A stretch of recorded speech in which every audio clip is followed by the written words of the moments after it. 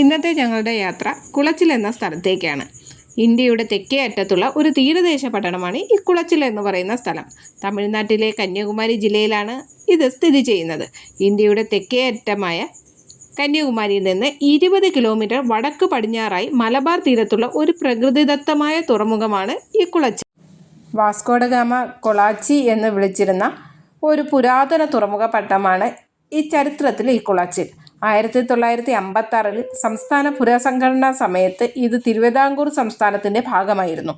1741 അനിഴം തിരുനാൾ മാർത്താണ്ഡവർമ്മ ഡച്ചുകാരെ പരാജയപ്പെടുത്തിയ ശേഷം വിജയത്തിൻ്റെ സ്മരണയ്ക്കായി കടൽ തീരത്ത് ഒരു വിജയസ്തൂപം സ്ഥാപിച്ചു. തെക്ക് അറബിക്കടൽ ഈ പട്ടണത്തെ അതിരു പങ്കിടുന്നു. വാസ്കോഡഗാമ കൊളാച്ചി എന്ന് വിളിച്ചിരുന്ന ഒരു പുരാതന തുറമുഖ പട്ടണമാണ് ഈ കുളച്ചിൽ. 1956 പുനഃസംഘടനാ സമയത്ത് ഇത് തിരുവിതാംകൂർ സംസ്ഥാനത്തിൻ്റെ ഭാഗം. കൊച്ചിയിലെ ഏറ്റവും വലിയൊരു ആകർഷണമാണ് ഇവിടുത്തെ ഹാർബർ. വളരെ മനോഹരമായി കാണാൻ ഭംഗിയുള്ളതും നമുക്ക് ഒരുപാട് സമയം ചിലവിടാൻ തോന്നുന്നതുമായ ഒരു സ്ഥലമാണ് ഈ ഹാർബർ. ഒരുപാട് ഫിഷിംഗ് ബോട്ടുകളെ നമുക്കിവിടെ കാണാൻ സാധിക്കും. വലിയ ഫിഷിംഗ് ബോട്ടുകൾ ഉൾപ്പെടെ ഇവിടെയുണ്ട്. ഞങ്ങൾ എത്തിയത് ഉച്ചസമയത്തായിരുന്നുവെങ്കിലും കടലിൽ നിന്നടിച്ച തണുത്ത കാറ്റ് വെയിലിൻ്റെ തീവ്രതയെല്ലാം മാറ്റിക്കൊണ്ടേയിരുന്നു. അത് കഴിഞ്ഞ് ഞങ്ങൾ നേരെ പോയത് ഉടുപ്പി ഹോട്ടലിലേക്കാണ്. ഉടുപ്പി ഹോട്ടലിലെത്തി ഒരു താലിമീൽ കഴിച്ചു.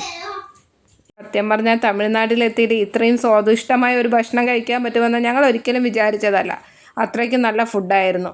താലിമീൽസിൽ ചപ്പാത്തിയും ഗീ റൈസും നോർമൽ റൈസും നമ്മുടെ കേരളത്തിൽ കിട്ടുന്ന തിരുവനന്തപുരത്ത് കിട്ടുന്ന അതേ ഭക്ഷണം, ആ രീതിയിലുള്ള ഭക്ഷണമായിരുന്നു ഞങ്ങൾക്ക് കിട്ടിയത്. അത് കഴിഞ്ഞ് അവിടുത്തെ തുണികളുടെ വിലയൊന്ന് മനസ്സിലാക്കാമെന്ന് കരുതിയിട്ട് അവിടെ ഒരു തുണിക്കടയിൽ കയറിയപ്പോൾ ഏകദേശം തിരുവനന്തപുരത്ത് സാധനങ്ങൾക്ക് കിട്ടുന്ന അതേ വിലയിൽ തന്നെയാണ്. റേറ്റിനൊന്നും യാതൊരു വ്യത്യാസവും ഞങ്ങൾക്ക് അവിടെ തോന്നിയില്ല.